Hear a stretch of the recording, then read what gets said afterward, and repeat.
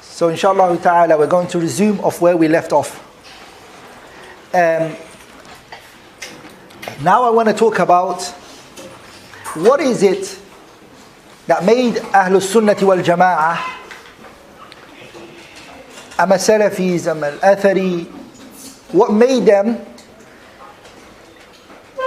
separate, and what was the groups that came, what did they do, what did they change, what did they tamper with?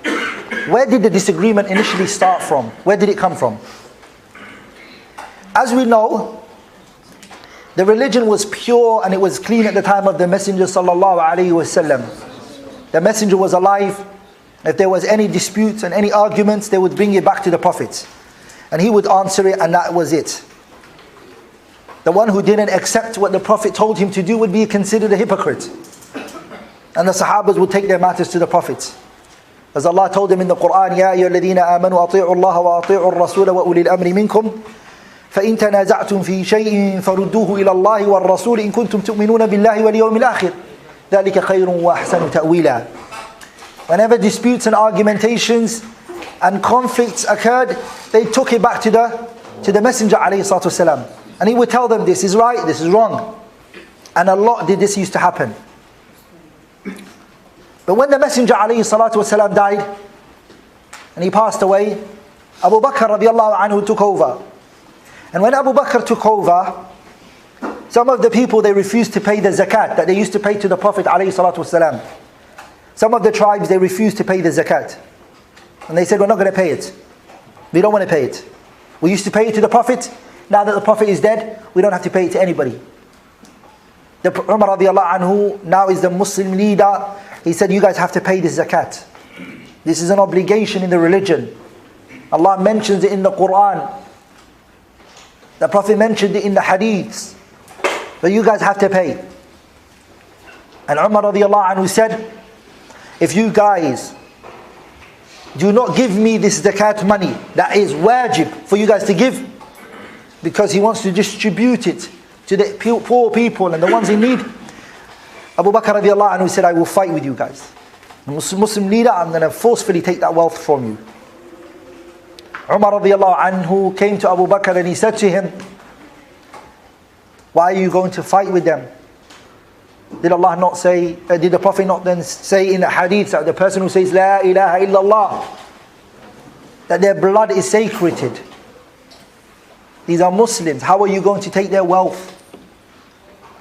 Umar radiallahu anhu, when he said that statement, Abu Bakr said to him, if they refuse to pay the zakat, I will fight with them based on the hadith of the Prophet ﷺ, in which the Prophet said, أُمِرْتُ أَنْ أُقَاتِلَ النَّاسِ, I was commanded to fight with the people until they what? Say La ilaha illallah, حَتَّى يَشْهَدُوا أَنْ لَا إِلَهَ إِلَّا اللَّهِ, and they pray the salah and they give the zakat.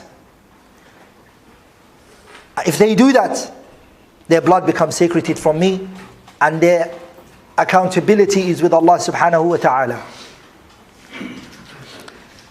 So this was a conflict between Abu Bakr and Umar. How did they resolve it? Straight away the hadith. As soon as the hadith was quoted, what happened? Umar radiallahu anhu didn't say anything after that. He said, I hear and I obey. Even Umar radiallahu anhu suggested, and he said to Abu Bakr, Usama ibn Zayd is young in age, and the army that he has to fight is a big army, and he's a young man, he's less than 20 years of age. He's carrying the largest fleet of Muslims, army. Change him with somebody else. And Abu Bakr radiallahu anhu said, La, I'm going to change someone the Prophet appointed? No, I'm not going to do that. And this is what showed, what is it? Following the way of the Prophet ﷺ.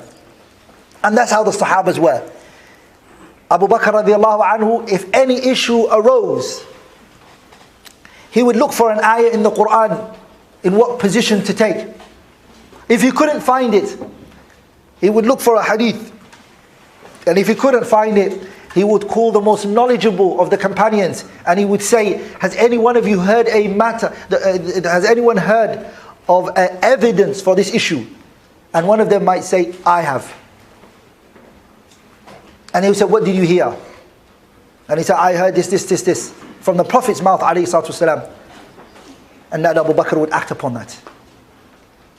Umar did the same. When the plague hit Sham, and the people in Sham, the plague hit, Umar radiallahu anhu wanted to know what's the ruling in this issue. He didn't have the ruling, he didn't have the hadith for it. But Abdurrahman ibn Auf mentioned what? He said, I heard the Prophet sallallahu alayhi wa sallam say, if a plague hits a land, don't go into it, and the people in there should not come out, so it doesn't spread. Even at the time of Uthman radiallahu anhu, a woman gave birth at the age, she gave birth 6 months into her marriage. She gave birth to a child, and her husband accused her of adultery. He said that you cheated. The matter was taken to Uthman radiallahu anhu. Uthman didn't know what to do. Ali ibn Abi Talib, he said, there's nothing wrong with this woman. She's fine. What she did is there's nothing wrong with it. You can give birth in 6 months. And it's in the Qur'an. Where? Uthman is Hafidh. Memorized the Qur'an. Where? Then he recited the ayah, وَصَيْنَا الْإِنسَانَ بِوَالِدَيْهِ حَمَلَتُ أُمُّهُ كُرْهًا وَوَضَعَتُهُ كُرْهًا وَحَمْلُهُ وَفِصَالُهُ 30 شهرا. The breastfeeding and the pregnancy, Allah mentioned how many? 30. Yani 30 months. 30 شهرا. 30 months is the pregnancy and the what? Breastfeeding. That's what the verse said. Another verse mentioned that the breastfeeding is for how long? 2 years. وَالْوَالِدَاتِ يُرْضِعْنَ أَوْلَادَهُنَّ حَوْلَيْنِ كَامِلَيْنِ. 2 years is how many months? So how much are you left with? So the 6 is a what? Is a pregnancy. Ali ibn Abi Talib told him this. He said, there it is, it's in the Qur'an. Uthman didn't see this. Powerful istinbat of Ali ibn Abi Talib radiallahu ta'ala anhu, which indicated that the Sahabas, every step they wanted to take, every movement, any judgment, they looked at the Qur'an. Nothing else. Even at the late stages of the companions, deviated groups came, started to say evil things. The first group that came out was the Khawarij. The Khawarij came. They made the bloods of the Muslims halal. They were taking people out of the fold of Islam, and they were saying that they're kuffar and their blood is halal, and they were killing innocent people. So the Sahabas had to deal with them. So they really came out at the time with power, and some movement they came at the time of Ali ibn Abi Talib. They actually left the Muslims and they stayed in a place outside of Kufa, where Ali ibn Abi Talib was. Ali was in what? Kufa. After Mas'alat al-Tahkim, when Ali ibn Abi Talib radiyallahu ta'ala anhu and Muawiyah, they came to a resolution and the matter was solved. They were not happy with that, the Khawarij. So they cut off from Ali ibn Abi Talib, and they used to cause fitna in the masjid. They used to look at Ali ibn Abi Talib and they would scream and they would say, إِنِ الْحُكْمُ إِلَّا لِلَّهِ. And they made takfir of who? Ali ibn Abi Talib. They said he's a kafir. Muawiyah, kafir. Abdullah ibn Amr ibn al-As, kafir. They made takfir of the Sahabas. So they were deviated groups. The Sahabas dealt with them. And one of the Sahabas who went and dealt with them was what? Abdullah ibn Abbas. Abdullah ibn Abbas, he dressed up one day, and Ali ibn Abi Talib said, go to them and talk to them. Speak to these people. What do they want? Ali ibn Abbas went. And he met them. And sat with them and said, what is your issue? And they said, our issue is a few matters. First of all, They criticized Ibn Abbas's appearance, the beauty and the way he was dressed. He had good clothes on. And they, on the other hand, they were aesthetic. They left the dunya. They were like, their clothing was simple. They had signs and marks of sujood on their foreheads. People who left the dunya, but deviation entered their hearts, right? Evil and deviation entered their hearts. They're getting closer to Allah. They are worshipping Allah. To hate Ali ibn Abi Talib and Muawiyah radiyallahu ta'ala anhuma, may Allah be pleased with both of them, and the noble companions of the Messenger, that the shaitan has beautified it to them that much.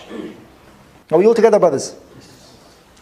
So Abdullah ibn Abbas went to them and he said, what's the issue? What's the problem?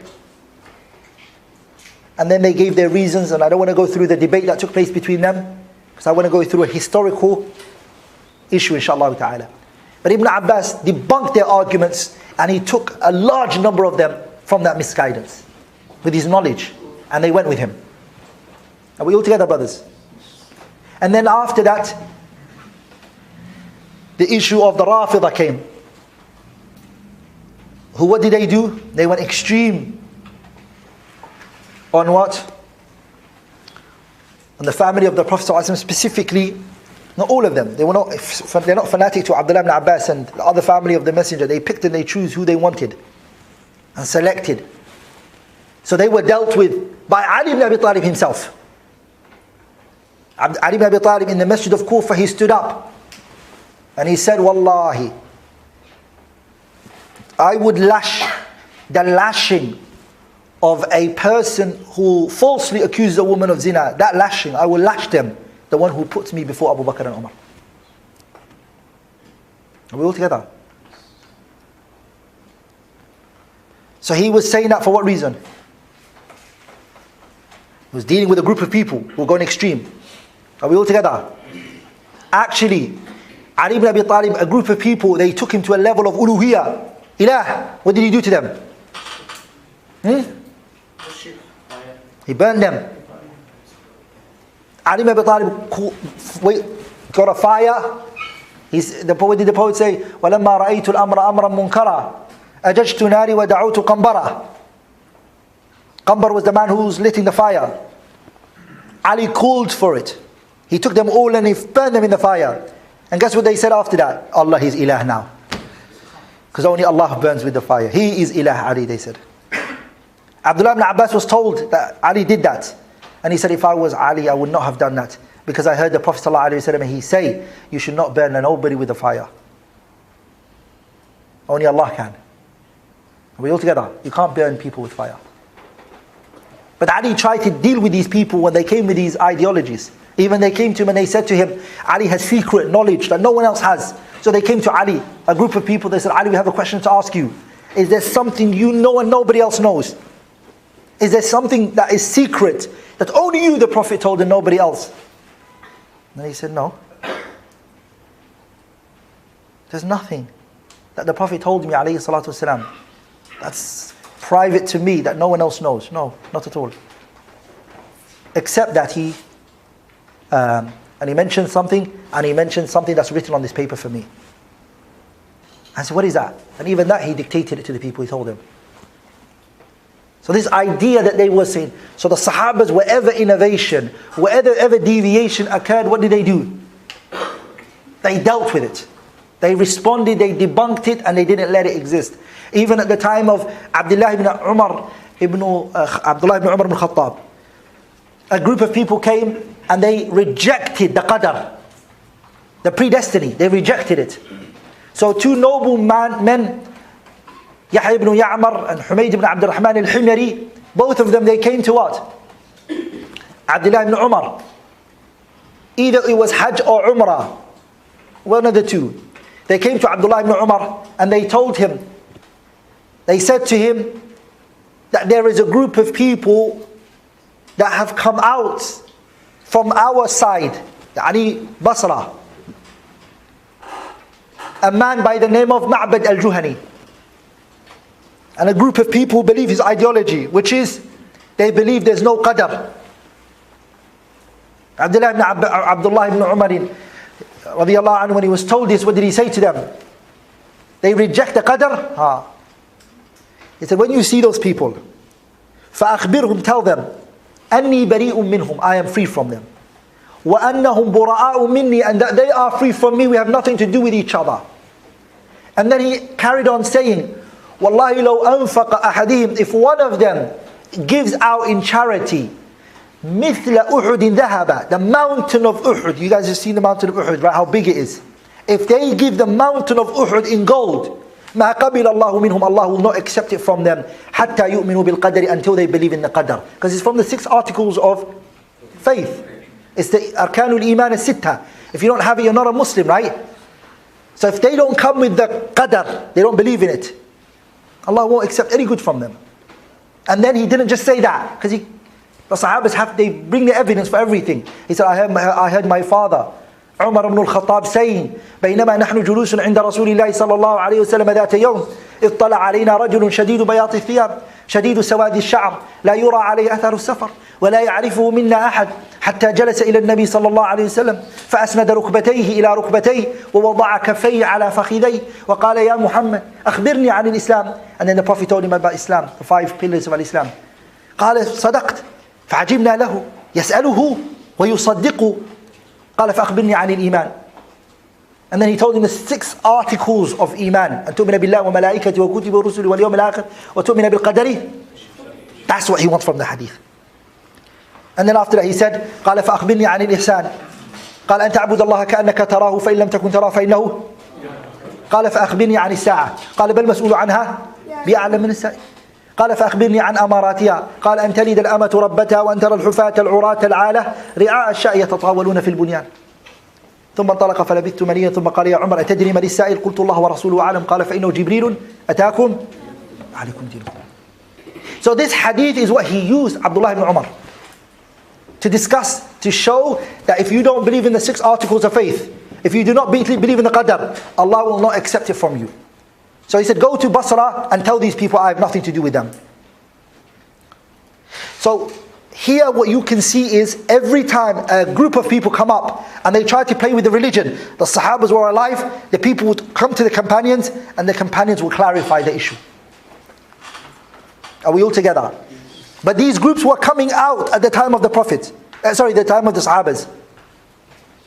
Are we all together? Especially at the ending of the time of the companions. Are we all together?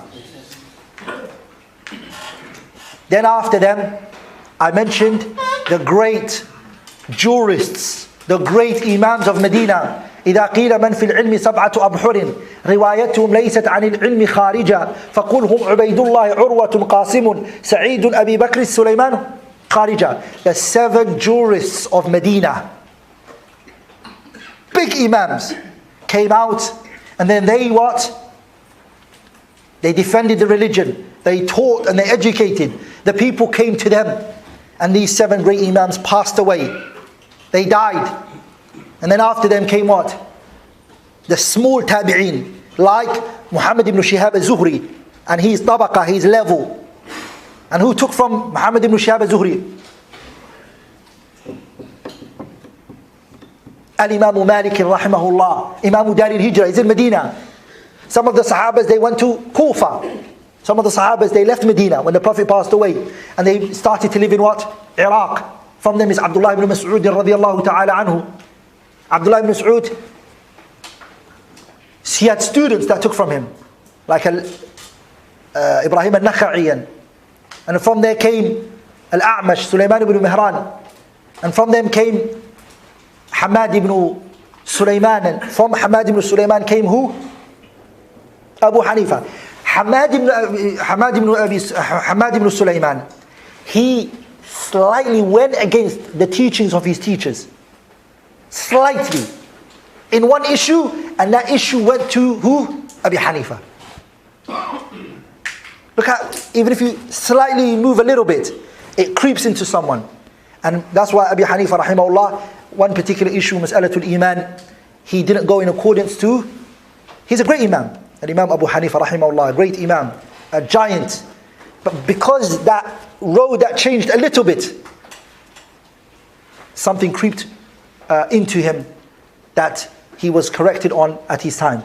Rahimahullahu rahmatan wasi'a. May Allah bestow His never-ending mercy on Al-Imam Abu Hanifa. And in Medina was who? Al-Imam Malik. Okay? Who took directly from who? Nafi'. Who took from who? Ibn Umar. And Ibn Umar took from who? The Prophet sallallahu alaihi wasallam. Golden chain. Iraqi said, إمساكنا عن حكمنا على سند بأنه أصح مطلقا وقد خاض به قوم فقيل مالك عن نافع بما رواه عنه ناسك. Meaning, Malik, Nafi' and Ibn Umar. Are we all together, brothers? Kufa, Abu Hanifa came. Abu Hanifa's students came. Muḥammad ibn Hassan al-Shaybani, Abu Ya'qub, Zufar, A'imma came from there. Malik, same with him. Students came from him. From them is Abdullah ibn Masalat al-Qa'nabi, Ibn Qasim, Ibn Wahb, Yahya ibn Yahya al-Laythi, A'imma. Shafi'i came from was the students of who? Malik. Shafi'i went, he studied with Malik, went to Iraq, studied with the students of Abi Hanifa. From them was who? Muḥammad ibn Hassan al-Shaybani and Al-Qadi Abu Yusuf. And then that's why Shafi'i, what he saw was Ahlul Hadith in Medina, Malik and Al-Awza'i and Abdullah ibn Mubarak and Hamad ibn Zayd and Hamad ibn Salama, Sufyan ibn Uyayna, Sufyan ibn Thawri. Those were Ahlul Hadith. And Ahlul Ra'yi was who? Abu Hanifa and those who came from him. So what Shafi'i did was, he studied with these ones, and he studied with these ones. And when he studied, he thought, I should bring something to take from both of them, to make a science where everybody can benefit from. And then he authored his great kitab, Ar-Risala, Al-Imam al-Shafi'i, on the request of his teacher, Abdurahman ibn Mahdi. Shafi'i wrote a science till today that we study called Usul al-Fiqh. That's where Usul al-Fiqh came from.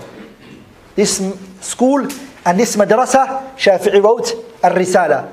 The poet, he said, وأول من ألفوا في الكتب محمد بن شافع المطلب وغيره كان له سريقة مثل الذي للعرب من خليقة. Shafi'i was the first person to write it. Are we all together? And then Shafi'i, after studying in Iraq, he taught Al-Imam Ahmad ibn Muhammad ibn Hanbal. And then Al-Imam Ahmad ibn Muhammad ibn Hanbal, he taught him. He taught Abu Thawr. He taught Hassan ibn Salih Za'farani. He taught many Imams in Iraq. And then he moved and left Iraq, Shafi'i. And then where did he go? He went to Egypt. Shafi'i rahimahullah, he went to Egypt. And then when he went to Egypt, he met his great students, Al-Rabi' ibn Sulaiman al-Muradi, Ismā'īl ibn Yahya al-Muzani, Abu Ya'qub al-Buwayti, these great Imams. This time, these great Imams I just mentioned, and as Shafi'i is in Egypt teaching, an issue arises. And I want you guys to understand here. An issue arises. Shafi'i is still alive, Malik is gone, Abu Hanifa is gone. An issue arises that's been boiling for a long, long time. It was kind of dead because the Muslim ruler before that dealt with it, which was the issue of Al-Ja'd ibn Dirham. Al-Ja'd ibn Dirham was an evil man who went and studied Greek works and started to open doubts amongst the Muslims. The ruler of his time executed him. And so his issue and his problems came to an end. But there's one person who took from him. And that was none other than Al-Jahm ibn Safwan. Jahm ibn Safwan took from him. And Jahm ibn Safwan started to spread his ideologies. His ideologies, it crept into another group called the Mu'tazila. The Jahmiyyah's ideology crept into the what? The Mu'tazila. And that's why Al-Wasil ibn Ata and Amr ibn Ubayd, those two were the leaders of the Mu'tazila. Their ideology got passed on to who? Ahmad ibn Du'ad, Bishr al-Marisi. And Bishr al-Marisi and Ahmad ibn Du'ad were the worst enemies of Imam Ahmad ibn Hanbal. They put him in prison. They were the cause of him to go into prison. He was lashed He was beaten, Imam Ahmad rahimahullah. He was in prison for so long. He wasn't allowed to teach anybody the religion. Ahmad suffered because of it. Great scholars were killed because of that issue.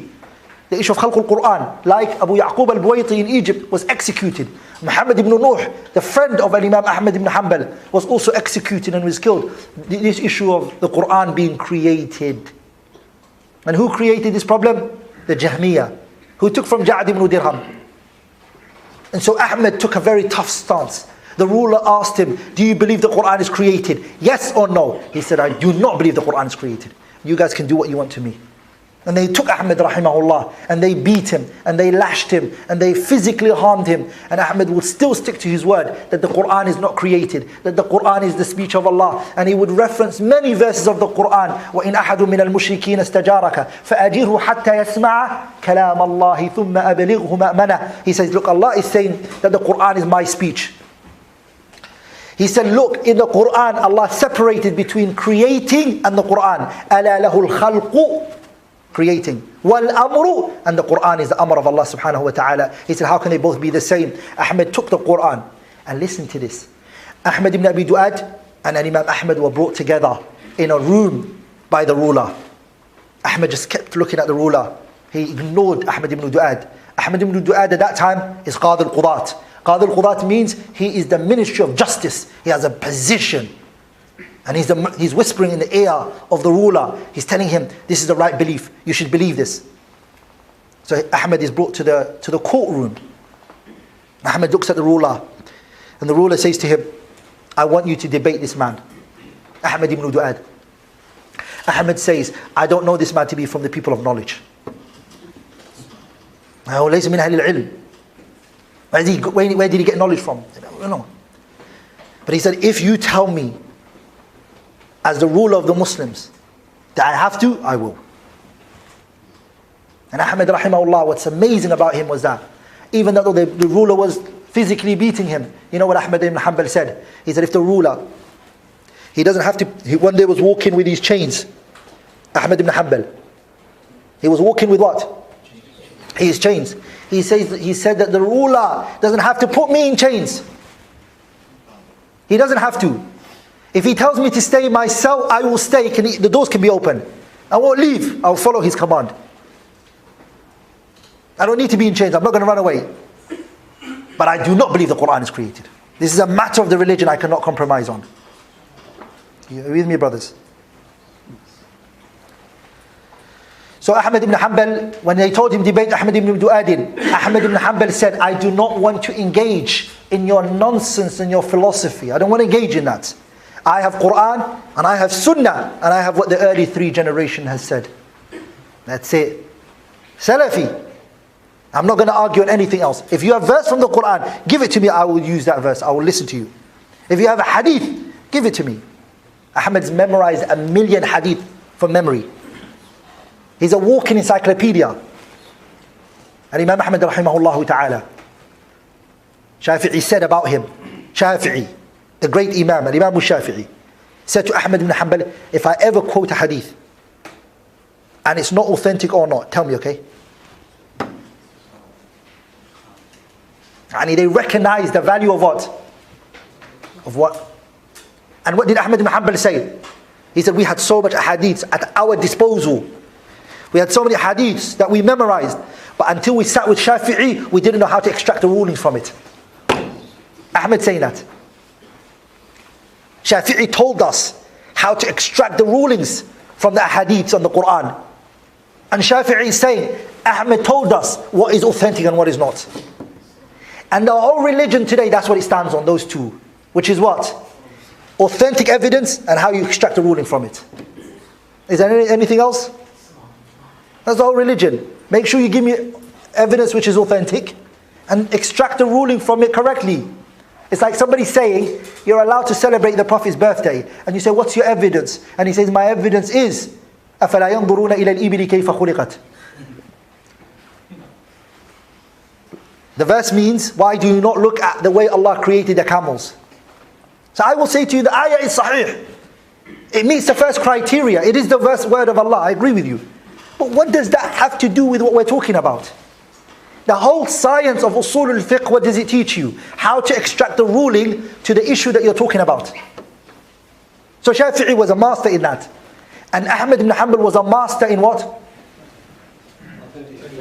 The authenticity of the hadith. And no doubt, Ahmad was also a master in extracting rulings from the Qur'an and Sunnah. Are we all together?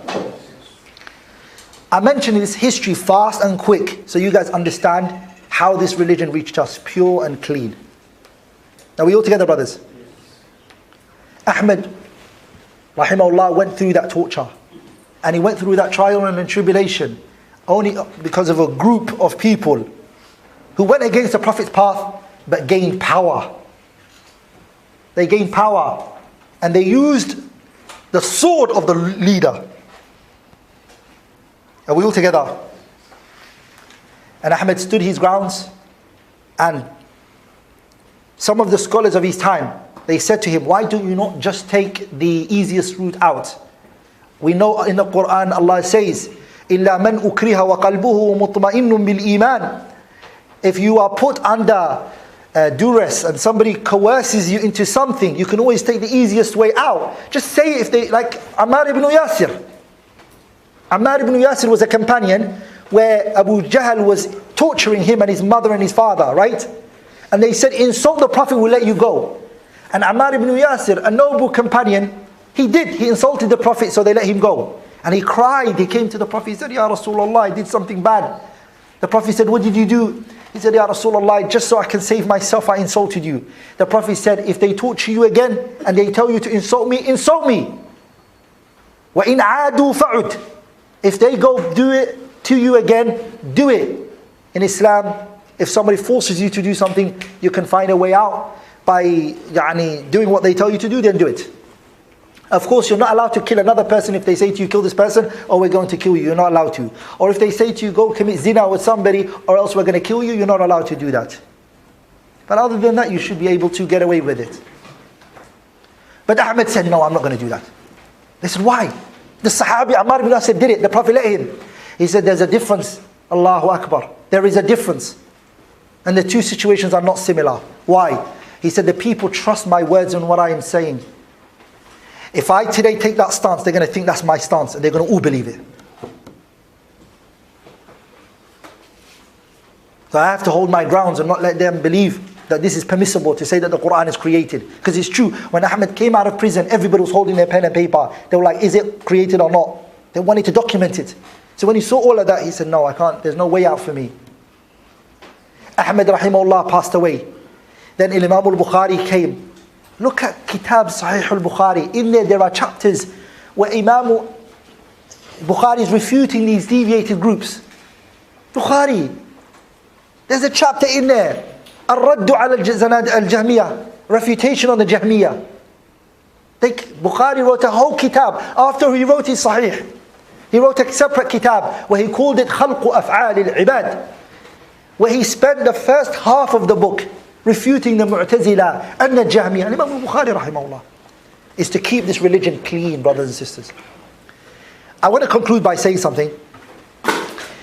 That after all of that, from that time to Ahmad ibn Hanbal's time,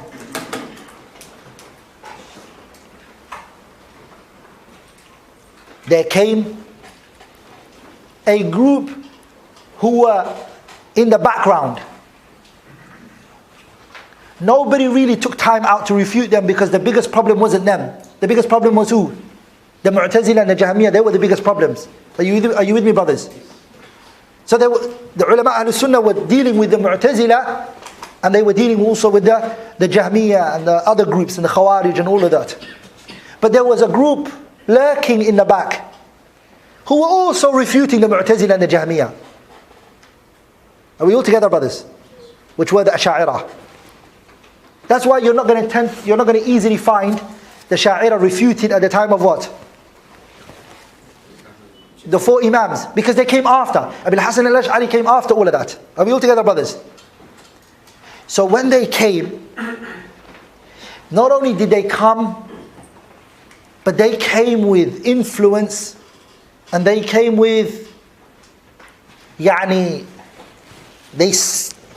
seeped into the Muslim community fast and quickly. And what helped them the most was people who held good positions in Islam embraced this ideology. Are we all together, brothers? Honorable people to be honest, embraced some of the teachings of the Ash'ari, and some of them became even part of them. Are we all together? And the first time that they became the most dominant belief was at the time of Salahuddin al-Ayyubi. Salahuddin al-Ayyub, he played a big role in allowing it to spread, especially in Egypt. Egypt, as you all know, the Rāfidah took over, the Ismailiyah took over, and Salahuddin al-Ayyub, what he did was, he took them out, and he put, who did he put in place? The Ash'ari. And Salahuddin took a very history praiseworthy individual for what he did for the Muslims. Are we all together? He wasn't a scholar, he wasn't a student of knowledge, he was a commander, but he took an honorable position for Islam, which he's praiseworthy for. But there's nobody who's free from mistakes.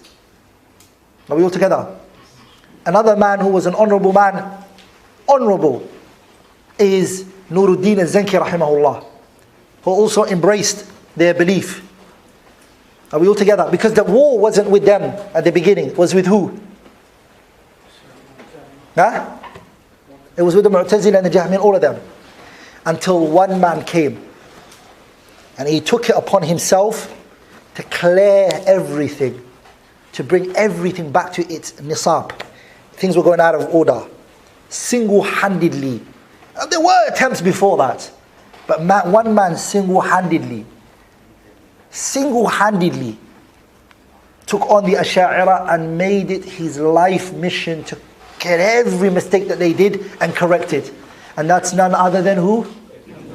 Ibn Taymiyyah rahimahullah. Shaykhul Islam, Ahmad ibn Abdul Halim, Ibn Taymiyyah al-Harrani rahimahullah, single-handedly took it upon himself and he went after them. Oh yeah, he did. And they went after him. Sah? They made him spend a good time in prison, and he made them spend a good time in prisons in their heads. He refuted all the figureheads, starting from their Shaykh Fakhruddin al-Razi. He wrote a masterpiece on Fakhruddin al-Razi, Shaykh al-Islam ibn Taymiyyah. He dealt with Abi Hamid al-Ghazali rahimahullah. He debunked his arguments and his beliefs. He went after Abu Bakr al-Baqilani and the mistakes that he fell into. He went after Abi Ma'ali al-Juwayni. He dealt with his issues, rahimahullah ta'ala. And from that day onwards, I don't know anybody who embraced Salafiyah. I don't know anybody who embraced Aqeedah to Ahl Sunnati wal Jama'ah that came after that man that did not benefit from his works. Everybody. Are we all together? Every single person who came after him, he was an ocean. So everybody had their cup and they took from his ocean a cup and said, this is how much I need. Some people, their cup was big, so they took a lot. Some people, their cups are small, so they only took some of his works and benefited from it. Are we all together, brothers? Whether you like it or not, brothers and sisters, Shaykhul Islam ibn Taymiyyah is a figure in Islam. You cannot deny his existence. What I mean by his existence, not that he lived and he died. I mean the mark he left in history. He left a dent in history. That not only the Muslims recognized it, but even the non-Muslims, the academics, the Orientalists, they acknowledged it. I remember in university, my university was opposite to SOAS. Anyone here know SOAS? Okay, SOAS it's the biggest Orientalist university in the West. So I used to go to a university right opposite to it. So Salah time would come in, the brothers from SOAS and I would all pray together.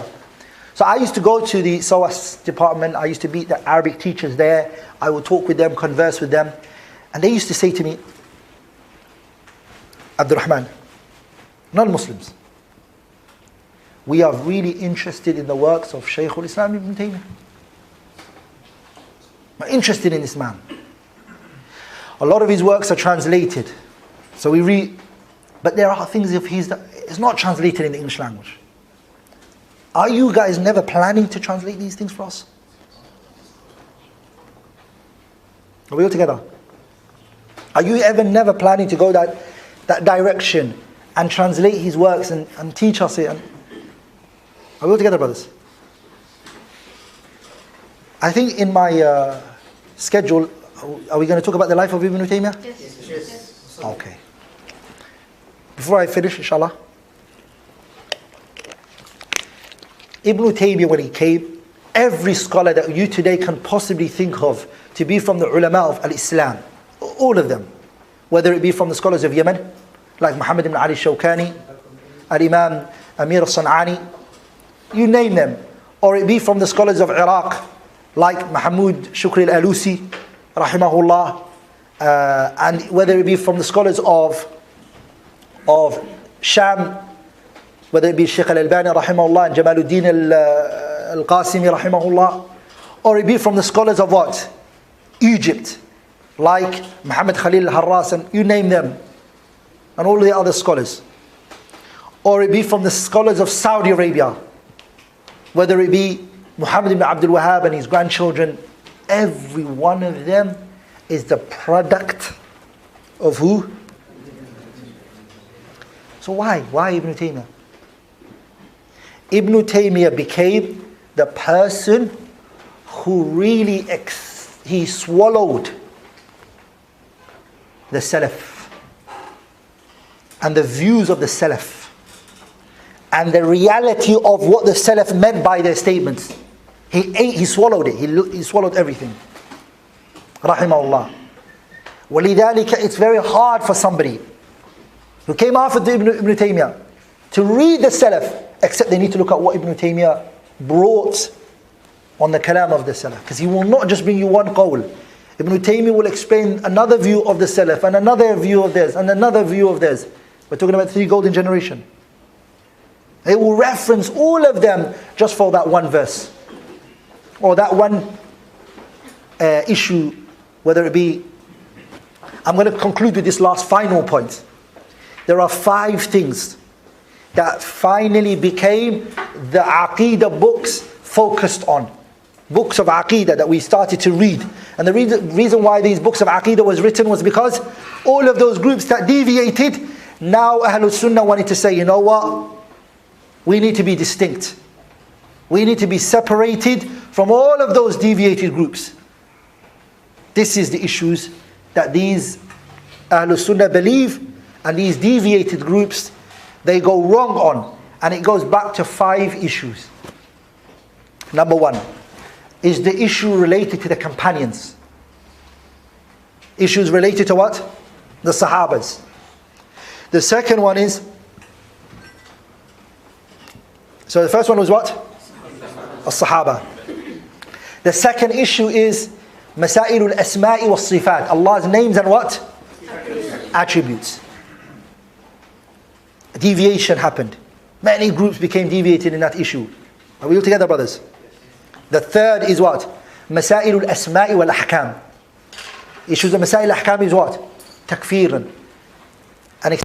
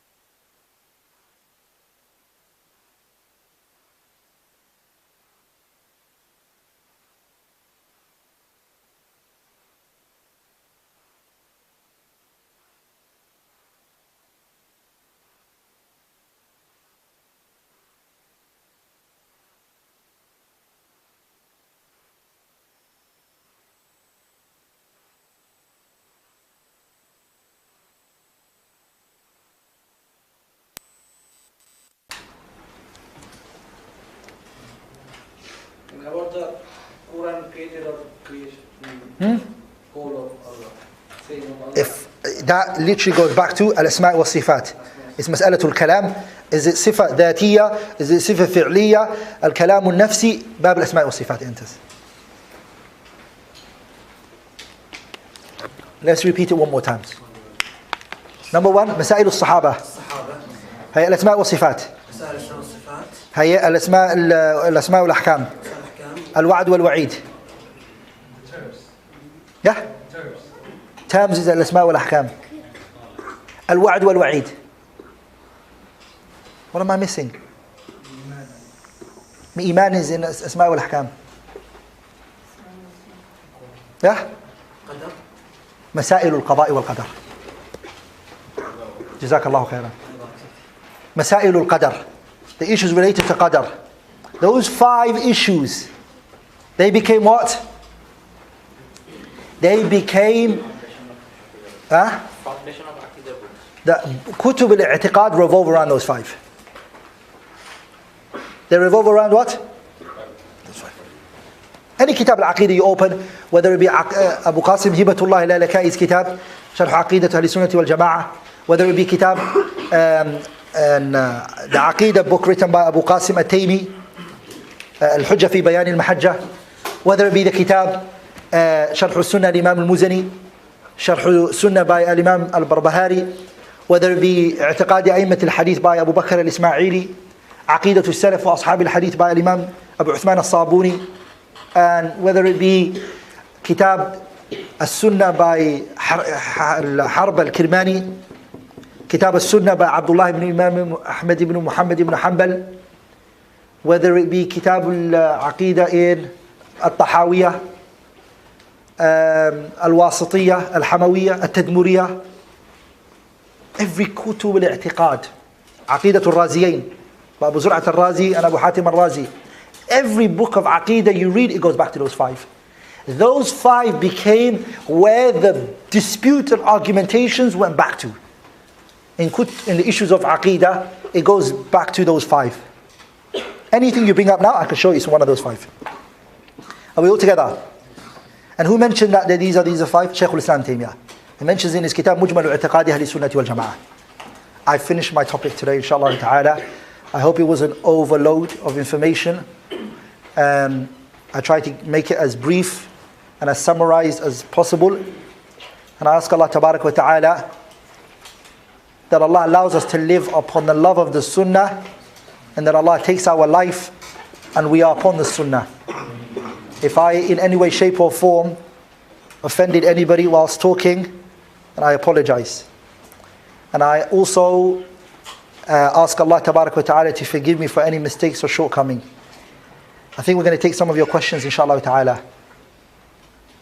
MashaAllah, always questions, huh? Okay, Allahumma barik. Question was that about the Imam Abu Hanifa. You said it has been slightly deviated from the original teaching of the Salaf. In one issue. Whereas he has said that if any of my saying goes against the Sahih Hadith, Sahih. So can you point out why he has been slightly deviated? Okay. There's one thing I want us to, inshallah, remember. The Sahabas, when it comes to fundamental matters of the religion, they did not dispute each other. Just remember this, brothers. Aqeedah, you heard that name. Has everybody heard the term al-Aqeedah? Put your hand up if you've not heard the word Aqeedah before. Don't worry, it's fine if you've not heard it before. There's always a point in your life where you hear things, right? Hey, who's heard al-fiqh? Now, who hasn't heard al-fiqh? Al-fiqh, good. So we have like Aqeedah and we also have fiqh. Fiqh meaning jurisprudent rulings. How to pray, how to fast, how to purify yourself, how to give zakat, how to go hajj and do that. Okay. Those 2 topics. Al-Aqeedah and what? Remember this. And if you're going to quote me on this to somebody else, quote me correctly. Aqeedah, the bulk of it, the majority of it, is fundamental matters of the religion. The bulk of Aqeedah is what? Fundamental matters of the religion. There are issues in Aqeedah which are subsidiary issues. There are issues which are furu' in Aqeedah. That's so small, like him. The majority of Aqeedah is what? Usul. Fiqh, let's go to fiqh. Fiqh, the majority of fiqh is what? Subsidiary issues, it's furu'. And there are in fiqh small number of what? Fundamental issues, usul. Are we all together? Like, is salah wajib or not? Where are we going to study that? Kutub al-fiqh. Is that a fundamental issue? Yes. It's a fundamental issue. But it's not in Aqeedah, it's in what? It's fiqh. So majority of fiqh is what? Majority of fiqh is what? Subsidiary issues. And the majority of Aqeedah is what? Fundamental. Now, understand something. The subsidiary issues of Aqeedah, there was dispute amongst the Sahabas in those subsidiary issues. In Aqeedah. Like, did the Messenger sallallahu alayhi wa sallam see Allah or not? The night of Al-Isra wal-Mi'raj. It's studied in Aqeedah, right? But it's a subsidiary issue. Laylat Isra wal-Mi'raj, was Allah seen? Did the Prophet see Allah or not? There is a khilaf. Are we all together? But that doesn't make a person deviated, whatever view he takes. It doesn't. Are we all together? Because it's not a fundamental issue of the religion. But if somebody says, the day of judgment, Allah will not be seen. Oh, this is a fundamental issue. This is a fundamental issue. Does that make sense to you, brothers? So when you hear this issue is a subsidiary issue, meaning it's furu', it means if there are difference of opinion in it, no one's deviated. No one's corrupt. Fiqh, the Sahabas disputed each other in issues of fiqh. Yani issues of furu' I'm referring to. Like, for example, does your wife break your wudu if she touches you? You're just about to leave the door. Your wife says, why don't you hug me? And you hug your wife. Some brothers, they keep it official. They just shake hands like it's a business transaction. So that handshaking that you've just done and you walked out, there is a difference of opinion whether you have wudu or not. Are we all together? Two Sahabas differed on it. On the tafsir of the ayah, أَوْ لَامَسْتُمُ النِّسَاءِ يَا أَيُّهَا الَّذِينَ آمَنُوا إِذَا قُمْتُمْ إِلَى الصَّلَاةِ فَاغْسِلُوا وُجُوهَكُمْ وَأَيْدِيَكُمْ إِلَى الْمَرَافِقِ وَامْسَحُوا بِرُؤُوسِكُمْ وَأَرْجُلَكُمْ إِلَى الْكَعْبَيْنِ وَإِن كُنتُمْ جُنُبًا فَاطَّهَّرُوا وَإِن كُنتُمْ مَرْضَىٰ أَوْ عَلَى سَفَرٍ أَوْ جَاءَ أَحَدٌ مِّنكُم مِّنَ الْغَائِطِ أَوْ لَامَسْتُمُ النِّسَاءَ. There are two views. Abdullah ibn Mas'ud, who believes أَوْ لَامَسْتُمُ النِّسَاء means what? Physically touching. Ibn Abbas believed what? أَوْ لَامَسْتُمُ النِّسَاء meant it's intercourse. Shafi'i, our madhab that we take in my country, we're Shafi'iyya, brothers. We study the fiqh of Imam al-Shafi'i. Now some of you are looking at me like, are you Salafi and Shafi'i? How does that work? That's fine. There's nothing wrong with studying a fiqh and also following what? A madhab. Are we all together, brothers? Doesn't conflate. Can somebody be Salafi and be a Hanafi? Of course he can be. Some of you are like, no. When I went to India, I gave a lecture and I was talking about the permissibility of following a madhab in India. One brother said, Wallahi, I'm upset with you. I said, why? He goes, no, you can't follow the madhab of Imam Abu Hanifa. How are you telling the people to follow his madhab? So there is strictness from some people. But we'll explain what we mean by that, because it's your question. So the majority of issues of fiqh is what? Subsidiary issue. So the Sahabas differed on it. That's why you're going to find Imam Abu Hanifa saying something in an issue of fiqh. And then Malik saying something else. And Shafi'i saying something else. And also Ahmed saying something else. Those issues of fiqh, is there a right opinion in it? Is the truth only one or is it more? Brothers, the truth is always one. The truth is always one. But the issues of fiqh, lakin, what is the truth is subjective now. Whereas in issues of i'tiqad, what is the truth is what? Objective. It's concrete. You believe this or you're deviated. In fiqh, lakin, you want to put your hand here or you want to put your hand here. Okay, we can have our discussion, but no one's deviated.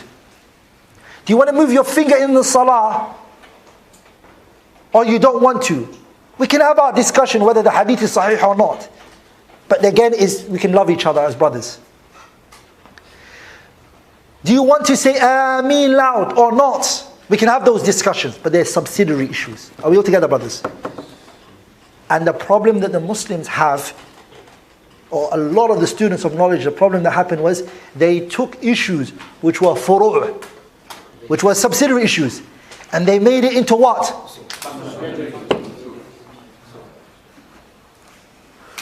That became a problem.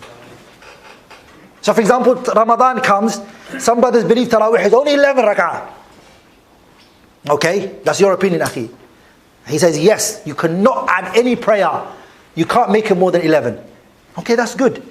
But we don't believe that. I don't personally believe that 11 is only. I believe more. And I believe that's the strongest opinion, that you can pray more than 11. But I'm also happy for somebody to take another opinion. That shouldn't get between us as brothers. Are we all together, brothers? But if you take that issue and you base brother love and hate on it, you're causing a division amongst the Muslims that's unnecessary. Are we all together, brothers? Does that make sense? So Al-Imam Abu Hanifa, when he said إِذَا صَحَّ الْحَدِيثُ فَهُوَ مَذْهَبِي, where it's masail which are furuh, which he can take a madhab in, because he's from the a'immatul ijtihad. But the issue that they critiqued him in is the issue of al-iman, mas'alatul iman. Ahlul Sunnah believe that the iman is what? Speech and action. And Imam Abu Hanifa here, authentically transmitted from him, which is a little concern came from him on this view that he held. But the scholars did not put him down. They did not disregard him out of the fold of Ahlul Sunnah. They held him with high esteem, but they did not take this from him. And they didn't tolerate this mistake. Whereas the other subsidiary issues that he differed on, they knew that that was a valid difference of opinion. Does that make sense? What was the point? Oh, it was a long point. No, the point about the deviation. The slight deviation. I mentioned it. You talk about iman. Iman, mas'alatul iman. Whether the actions are part of iman or not. Whether iman, actions are part of iman. It's a long issue. Whether what constitutes the view of Abu Hanifa is a long discussion. But it's an issue of iman, that's all you just need to know. Hey? I asked you earlier before we broke, went for break, and Muslim can, be wrong, but that doesn't mean Islam is wrong. And the same way, Salafi can be wrong, that doesn't mean Islam is wrong. Sahih. That's going back to this topic that you just answered now. Yeah. But how about someone who lives in Kuwait, and for Ramadan they pray 11 prayers, and then they go for, say, a weekend to India, and then they pray more than that, say, can someone practice, mix up? Yeah, you can practice it. Oh, no problem. Yeah. For example, some of you might find this strange. Because it's a valid difference of opinion, some issues of fiqh, just not to cause division amongst the people. Are we all together, brothers? And from what we learned from our scholars, is that some issues of fiqh, I tolerate on it. To the extent where, and I've got salaf for this, whereas if I go to a masjid of the Ahnaf, the Hanafis, and I'm leading them, they say, Sheikh, lead us. I don't put my hand on my chest, even though I normally do. I keep it here. There's a valid difference of opinion on the issue. Are we all together? I'm leading them, they ask me to lead. And if they give me the voice to explain to them in more details as time comes on, I will explain to them, maybe it's better just to put it a bit up. Like, I won't tolerate, for example, should we celebrate the Prophet's birthday? I want to be like, I will eat with you guys, inshallah. Are we all together, brothers? Because this issue doesn't take that toleration. It's an innovation, a newly added matter into the religion. So we need to learn where we can and where we can't. Where it's just purely wrong, and where it's, inshallah, it's a fit issue. For example, we know about the importance of following the Salaf, but can you give us some guidance, like how to make a balance between applying own judgment and making taqleed of the Salaf? So the Salaf, rahimahumullah, us following them and following their path, we should avoid using taqleed. لأن التقليد means, the term taqleed means, it means أخذ قول الغير, is to take somebody else's opinion without no evidence. Us following them, lakin we have evidence to follow them. Are we all together? So what we say is more doing ittiba' of the Salaf. That's the word we use. Adhering to their way. So for example, the Sahabas differed in an issue with two opinions. Sah? How many opinions? Two opinions. Somebody is not allowed to create a third opinion. There's two opinions, right? On this issue. You have to look at the two opinions that's there and choose from one of them. That's it. No one's allowed to come and create a third opinion. Are we all together, brothers? Full stop. Because they differed and they also agreed on something. What did they agree on? For it to be only two opinions. And what did they differ upon? That one took this opinion and one took that opinion. Does that make sense? We are not allowed to create a third opinion. We have to choose within these two opinions. We have to look at each party's evidences, and we take whoever's right. Are we all together? That doesn't mean that if they differ amongst themselves, that this person is evidence, you have to take it. No. We might disagree with Abu Bakr and say, Abu Bakr, here we take the call of Umar radiallahu anhu. Because Umar has evidence in this issue, Abu Bakr didn't have an evidence in the issue. We say that. We love Abu Bakr, he's on our head. Does that make sense? Just to answer that, sorry. Can I just take his question and then I'll come back for you? To go back to your previous explanation of going back to some masjid in India, and you just prayed like this instead of this one. This is a subsidiary issue, I understood. But other issue, even if you go to the subcontinent, especially immediately after the prayer, Imam will ask for dua and people will back will say Ameen. But this is not a subsidiary issue. No, that's not. So this one we cannot compromise. Yes, sahih. We should stay away from this. Sahih. Correct. As I said, I just want to understand the difference between the because major issue and subsidiary. the subsidiary issue is issues which is differences go back to the third generation. The three generations, sorry. It's within that three generations. There was a difference then that's a valid difference of opinion. Anything that came after that, it's a newly invented matter, it's added to the deen, we don't tolerate it. Atba'u tabi'in, after 300 years after the Prophet, taqriban, approximately. Yep. We took that at the beginning of our lecture. Yeah. Last two questions. Last three questions. Okay, last three questions. I promised him I was going to come back to him. I'm going to take you and you, inshallah. Hey. You said earlier, it's already heavy, don't make it heavier. And for some of us modern Muslims or young ones, our generation, where our concentration is at the lowest point ever, you know, some of us would not be able to even finish a chapter of it day. Right? It's true. So let alone the great and the last version of all the imams before that. So what do you suggest for some of the young ones here and the old elderly? Where do we start, rather than making it too tough for us to balance out our life and to actually, you know, take the first step of being on the right path in terms of education and teaching? Very good question. I'm sure a lot of you guys will probably agree with me when I say this. I might be wrong. That I also suffered from this, which is, you think to yourself, it's a lot or nothing. I have to read this whole book in 1 week, or you know what, I'm not doing anything. And that's not right. You could read a page a week if you want, or half a page a week. But be consistent upon that. Some people say, I have to memorize 1 page of the Qur'an every day. No, if you memorize 1 ayah, but be consistent upon that. It's not a race, you're not racing anyone. أَحَبُّ الْأَعْمَالِ إِلَى اللَّهِ أَدْوَمُهَا وَإِنْ قَلَّ. The action that's most beloved to Allah is that which is consistent, even if it's what? Even if it's little. So it's about quality rather than quantity. And guess what? The poet, he said, اطلب ولا تضجر من مطلب فآفة الطالب أن يضجر أما ترى الماء بتكراره في الصخرة الصماء قد أثرا.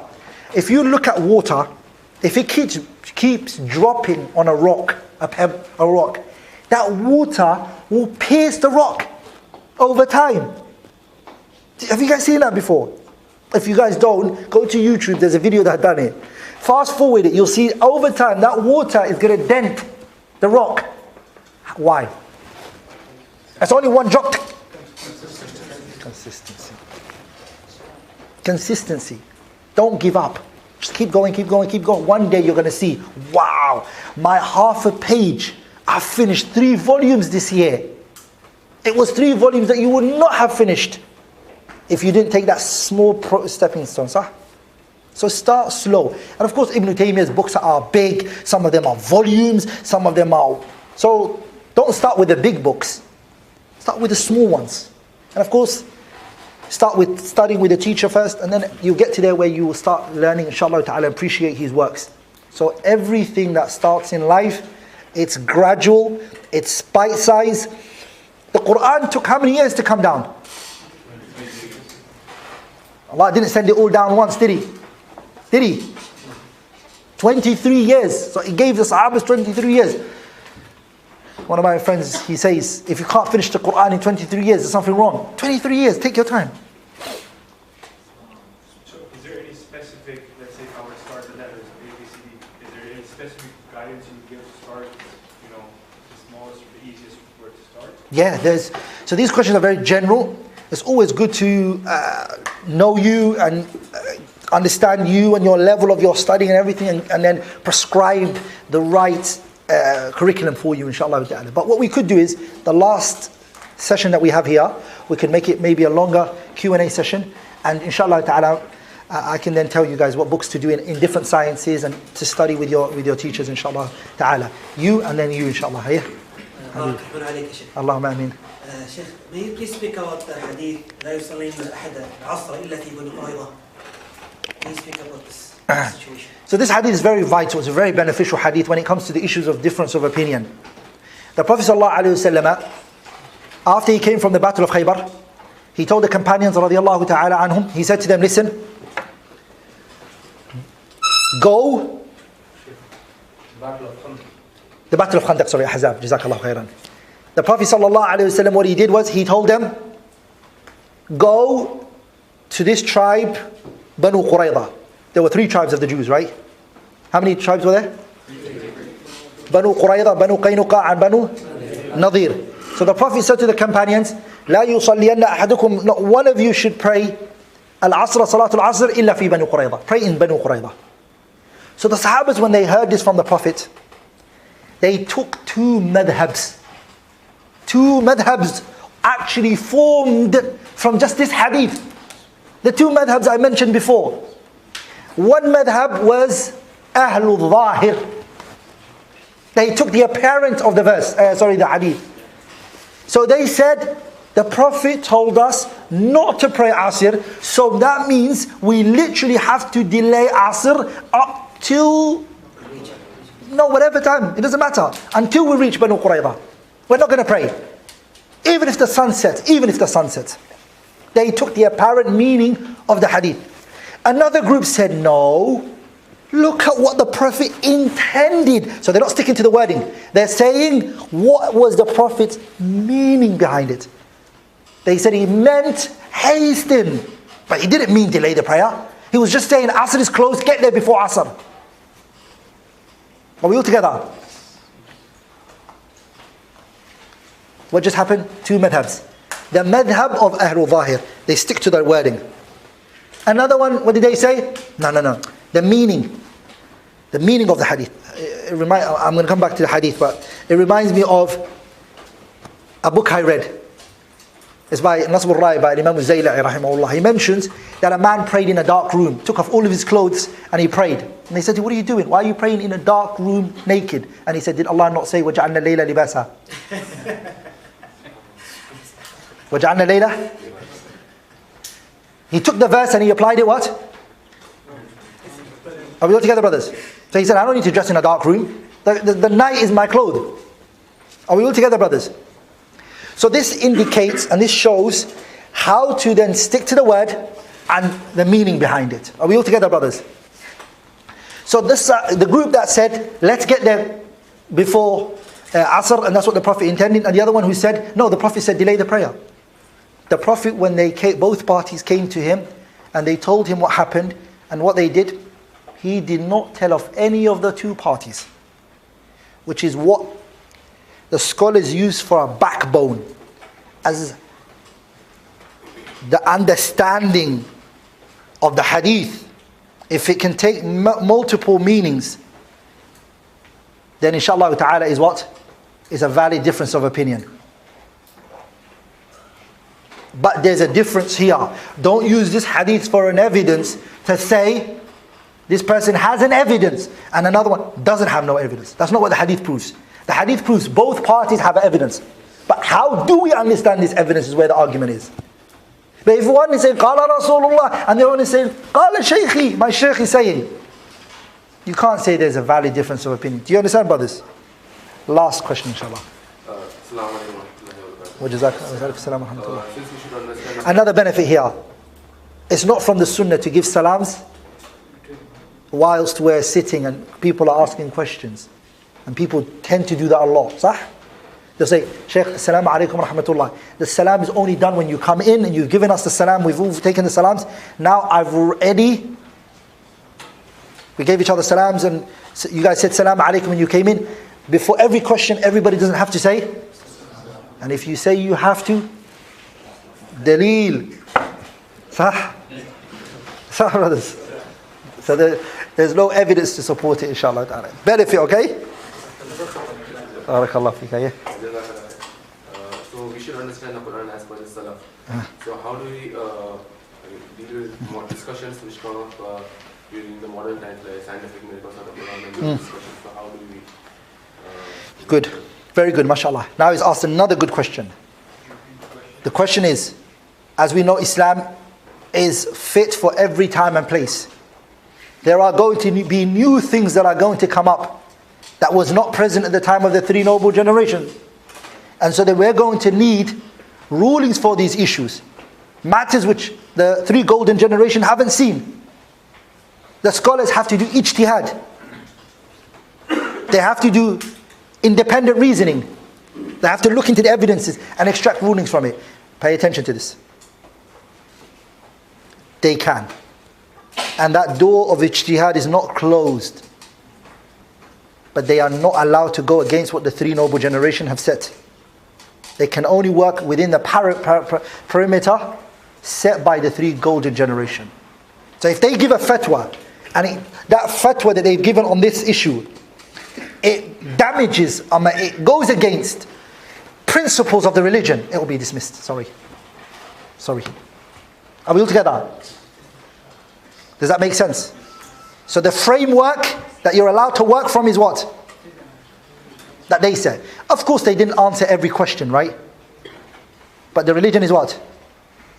The poet, he said, فَدِينُنَا لَمْ يَخْلُ عَنْ حُكْمٍ عَلَى مَرِّ الزَّمَانِ لَوْ بَدَى مَا أَعْضَلَ لِأَنَّهُ قَدْ احْتَوَى قَوَاعِدَ تُسْتَخْرَجُ الْأَحْكَامَ عَنْهَا رَاشِدًا.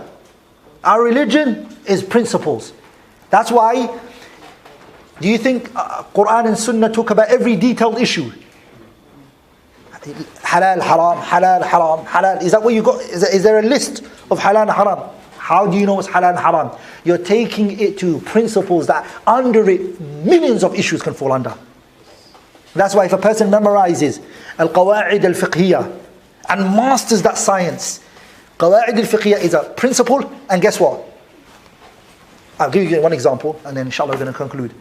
I memorized the hadith, إِنَّمَا الْأَعْمَالُ بِالنِّيَّاتِ. It's a principle in the religion. Every action is based on what? Your intentions. So Somebody comes up to me, and the poet, he said, خمس مقرر في قواعد مذهب للشافعي فكن بهن خبيرا ضرر يزال وعادة قد حكمت وكذا المشقة تجلب التيسير. And in there is what? إنما الأعمال بالنيات. So I've studied إنما الأعمال بالنيات. It's one of the 5 legal maxims of our religion. So somebody comes up to me and says, Abdurahman. I say, okay, yes. He says, I prayed Salatul Dhuhr with the intention of what? Asr. Is my salah accepted? What do I say? No. إنما الأعمال بالنيات. Next question. He goes, okay, I have a second question. I said, what's the second question? I said to my wife, you're free to go. You're free to go. But I didn't mean divorce. إنما الأعمال بالنيات. She's not divorced. If you didn't mean it, and this word can take those 2 interpretations, then إنما الأعمال بالنيات. Next question. How many, you can ask me millions of issues that I might be able to just bring it back to? إنما الأعمال بالنيات. Are we all together? That's why if you learn these principles and you hold on to them, you're able to what? Maybe answer so many different issues, inshallah ta'ala. And that's why if you just study furu'ul fiqhiyah, you fiqh books, and then you know the fiqh books, you know, where they study yajuz, la yajuz, and you study all of that, we're not going to necessarily be a faqih unless you study these legal maxims. Brothers and sisters, I love you all for the sake of Allah subhanahu wa ta'ala. I ask Allah to preserve you and honor you. I could stop there, inshallah ta'ala. Anything I've said that was wrong or incorrect is from me and shaitan, and Allah and His Messenger are both free from it. Subhanakallahumma bihamdi ashhadu an la ilaha illallah astaghfiruka wa atubu ilayk.